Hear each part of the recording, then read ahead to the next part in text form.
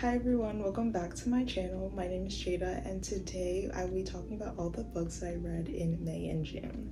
So I didn't even count how many books I have. 1 second. I have 7 books that I read in May and June, and only one of those was in May and the rest were in June because, yeah.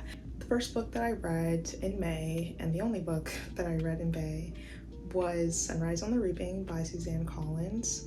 Technically I started this book in April, but I was in a bit of a slump, so it took me a little over a month to read, and I ended up finishing it May 31st. I gave it 4 stars. I really enjoyed it. I don't think the slump had anything to do with the book itself. It was just like me and whatever I was going through at the time, but I gave it 4 stars. I really did enjoy it. This book is basically the second prequel in the Hunger Games series. It's basically about Haymitch's games and just showing how he got to where he is when we see him in the Hunger Games, like the original trilogy, and why he is the way he is. And I've been looking forward to reading about Haymitch's games for so long because he's such an interesting character, and he had like the games where it was like twice as many tributes, so obviously like that's like more like of a bloodbath, and we all kind of knew that his games would be really sad, but I was not prepared, especially towards the end of like how sad it just kept getting, and it's definitely the saddest in the series. I wrote on Goodreads that like I'm kind of scared to see how this plays out like on film, because reading it was rough, but to see that it's gonna be hard. But the casting looks amazing, so I'm really excited, even though I know it's gonna be rough. I enjoyed this so much, even though it took me over a month to finish. Also, I wanted to touch on how I saw like a lot of parallels between Peeta, Katniss, and Haymitch. It started to become like more clear to me why they ended up having such like a great connection throughout the books, even though it like obviously didn't start out that great.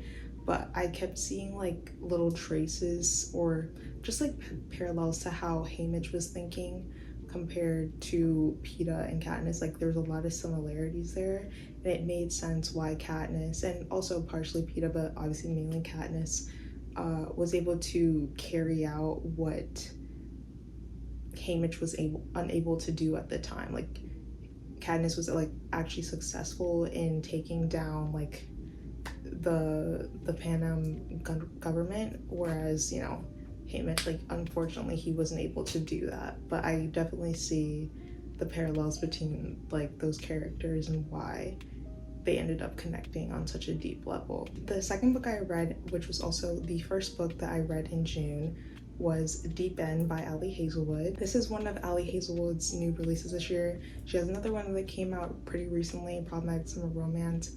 I'm gonna read that at some point. I finally got around to Deep End. Deep End follows our 2 main characters, Scarlett and Lucas. Scarlett is a competitive college diver and Lucas is a competitive college swimmer. Scarlett is also a med student, and she's also recovering from an injury that she recently had and working through the mental block that it gave her. Lucas is a world champion swimmer. He's very stoic, very focused. He just got out of a relationship with Scarlett's teammate, who soon becomes her best friend or like close friend. The reason for that breakup was because Lucas and Penn, which is like the girl's name, they were incompatible like in the bedroom. So basically Lucas and Scarlett strike up like a whole friends with benefits situation, and it kind of like all unfolds from there. The reason why this arrangement is set up between the 2 of them is because they're both into similar things like in the bedroom, so like that's the whole thing. I thought the book was like okay. I don't know if I expected more or anything like that. I don't know. I was excited to read it. I don't know if it's my fave Ali Hazelwood book.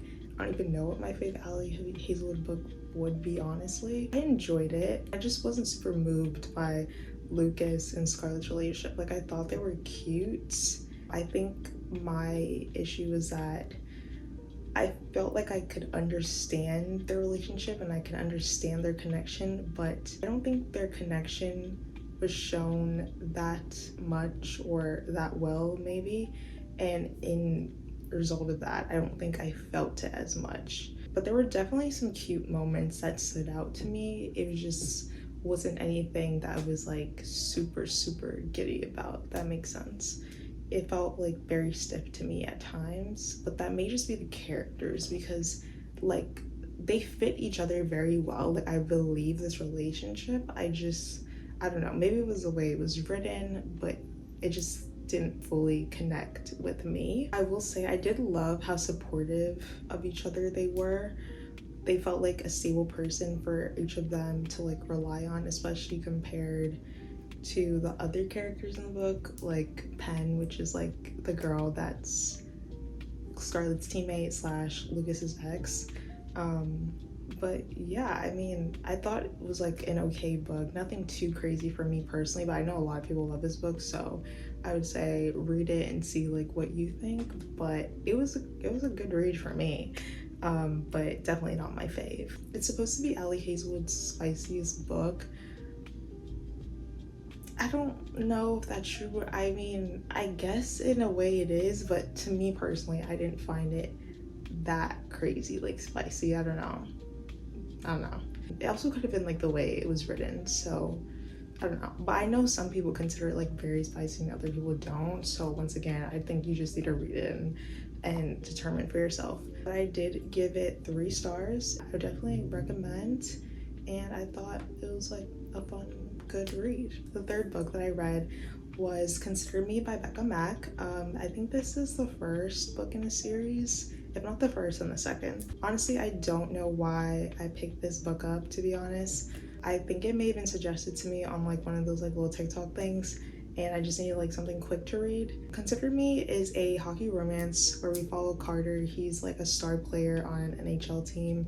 He's like the flirty bad boy hockey player. He falls for his teammate's girlfriend's best friend, and her name is Olivia. It's very much boy obsessed immediately. He falls first and harder. I rated it 2 stars. I rarely ever rate books below a 3 stars, mainly because I just pick up books that like I have a feeling that I'd like, even if it's not my fave. My reasoning for that was, to me, it was very cheesy, and I'm not opposed to cheesy books. Like, I don't really care, but I think it was a little too much for me personally. It reminded me of very early Wattpad days, and it's not in a good way. And I say it's not in a good way because Wattpad is good. Wattpad is good, I don't care. Wattpad is a good place to read. Like, you just gotta know what you're getting into. There's levels to it. There's like really good Wattpad, there's medium, and there's really great Wattpad. Duplicity is really great Wattpad, may I just say.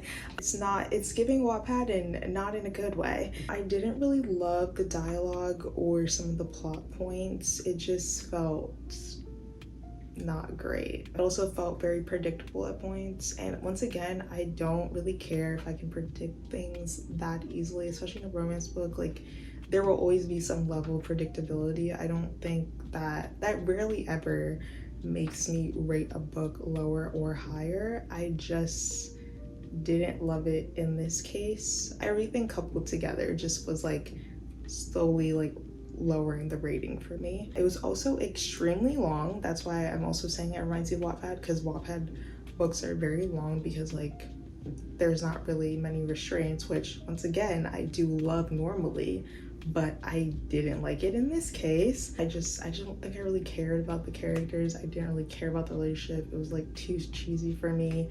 It just really wasn't doing it for me, honestly. The relationship was cute, like it wasn't bad. I just didn't really care. I wouldn't recommend this particularly unless that's what you're looking for, like very early Wattpad vibes and not in a good way, but it's up to you. Read it, because I've seen like high reviews. It's maybe you just gotta know what you like, what you're willing to get into at that particular moment. But yeah, I rated 2 stars. The next book that I read was In a Jam by Canterbary. I actually have this one physically. It's the only one I have for this video actually. I've had this on my TBR for a very, very, very, very long time, and I told myself this will be the year that we get to it, and we did. This is a small town romance, single dad romance. We're following Shay and Noah. Shay's step grandmother just died, and she basically has to return back to her hometown of Friendship, Rhode Island to inherit the tulip farm that her grandmother left her. But there are, what's it called? There are conditions in order for her to receive the farm. So she, one, needs to move back to the hometown, and also she needs to be married within a year. Noah has always had a crush on Shay since high school, but he was like the quiet, reserved guy, and he just never thought like he had a shot with her. But he's been in like their hometown this entire time, but now he's a single dad to his niece, and he works on the family business, and like they sell jam. They do other stuff too, but it's like mainly like selling jam. They reconnect when she comes back, and it all just unfolds from there. I rated this book 4 stars. I really enjoyed it. I'm so glad that I finally read it. It's definitely what I needed after the last book. It was very comforting. Not much specifically happens in this book. There's not like anything like really, really crazy. Oh wait, I forgot to mention that Shay was just broken up with. You're just reading about these characters, and it just feels very like comforting and cozy. And the kid in this book is so funny. Like, she's so cute, and I know normally people don't like kids in books. I don't really have that much of a preference. I don't really care if they are or aren't. I don't normally find them annoying or not annoying.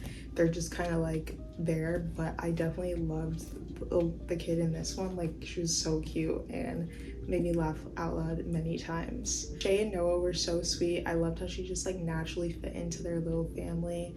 I love the backdrop of the small town and like getting to know like little characters like here and there, and I'm really glad that I read this, and at the time that I read it I really needed it. I definitely recommend, and you should go read this immediately. Next book that I read was Shucked by Canterbary, same author as the book before, and this is technically a sequel, even though on Goodreads it says it's a different sequel, but it like you see like the characters from the In a Jam in this book too, but it's technically a different series name.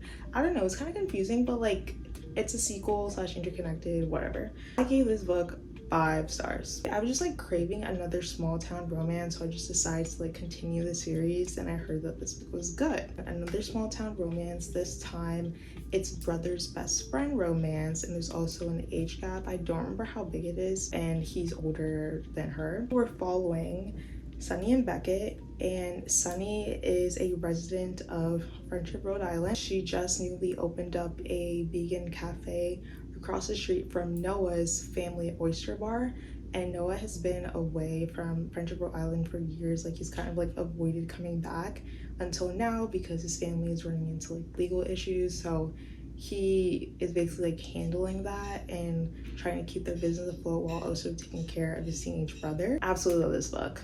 Rated 5 stars. I keep thinking about Sunny and Beckett. A grumpy sunshine dynamic is gonna get me every single time.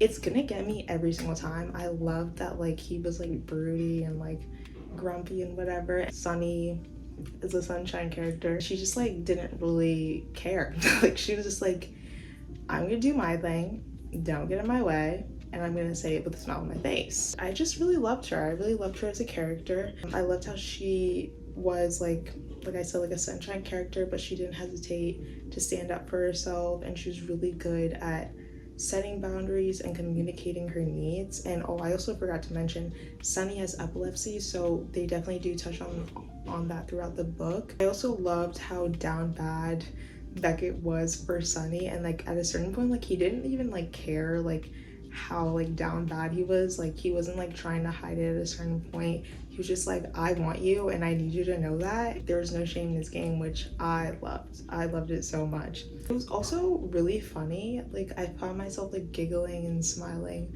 a lot of the times. Most of the time it didn't have that much to do with the main characters. Like, yes, obviously they did make me like smile and get one laugh, but like I think like the whole like quirkiness of the town just made me laugh. Like I'm thinking of like one scene right now and I was like, there's no way that this is happening right now. I had a really good time reading this. I would definitely recommend. I honestly expected to like in a jam more, but I'm not complaining. Love Shucked. Go read this immediately. One of my fave books I've read so far this year for sure. Next book that I read was Close Call by Kai Stevens. I think that's how you say it. Basically, once again, I can't remember why I picked up this book. I think it may have been one of those TikTok reads again, and I just wanted like something quick to read. It's the second book in a series, but I didn't read the first because like I don't think it really mattered that much. It's a college baseball romance following Emmy and Hayes. So Emmy just quit the cheer team and she quit due to her mental health, and she's basically been trying to find like her footing since quitting, and she's had a crush on Hayes for like a while now, and Hayes is a star baseball player on like their college team. He's very charming, he's very flirty, and basically one night at a house party they're about to hook up, but he has to leave like really quickly to go like get his younger brother out of trouble. That leads him to being on academic probation and being suspended from the baseball team. That obviously like kind of like throws his world for a loop, and also puts him and Emmy in a weird place because he left so suddenly without her knowing. Be trying to just like follow them, getting to know each other, and we follow them like building their connection while navigating their own personal struggles. For Hayes, it's his like future and familial issues, and for Emmy, it's her mental health and her future as well. I don't really have much to say, honestly. Like, it was a quick read. Don't really have that many opinions on it besides the fact that like it was a cute book. I like the way Hayes was like so willing to be a better guy for Emmy, and like he was really determined to learn how to be like a good boyfriend to her, even if they weren't dating. Hayes was very determined while also giving her space, and I like that. I really like the focus on mental health through Emmy and how we're learning more about her and she's learning more about herself like throughout this entire process. I think some of the dialogue could have been like a bit better, but other than that, it was like a fun read. It was cute, it was quick. Gave it 3 stars. I think it's really good to read if you're in between books and just like need something quick. And the last book that I read was Bohemian by Kathryn Nolan. Basically, I wanted to read about a nerdy man, and that's pretty much it. I think I may have been rewatching the OC at the time, like starting my rewatch, and every time I rewatch OC, I just become obsessed again with one, Summer Roberts, because my queen, and Seth Cohen, because even though he is low-key a pathological liar, I love him. And I love him so much. I understand the Seth Cohen slander, I do, but I think he really grows throughout the series. You know, like, even though he makes a lot of the same mistakes, which is lying, I think that he, by the end, is really a different version of himself than we saw in the beginning. And I think that's important. Not excusing all the lying, but unfortunately, I do love me some Seth Cohen. That's besides the point. I saw Heather McLary read this. I don't even know what video she recommended it in, but from then I kind of just like added to my list and was saving it for like the perfect time that I would need it. And this was that perfect time. This is small town romance. Are we seeing a pattern? This is a small town romance where we're following Lucia or Lucia. I don't really know how to say it. Lucia. I'm gonna say Lucia.